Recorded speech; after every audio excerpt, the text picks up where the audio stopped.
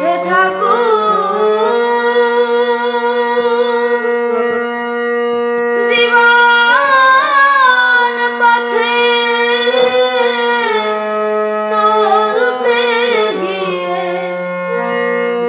জীবন পথে চলতে গিয়ে যতই করি ভুল, সে ভুল আমার হয় যেন গো তোমার পূজার ফুল।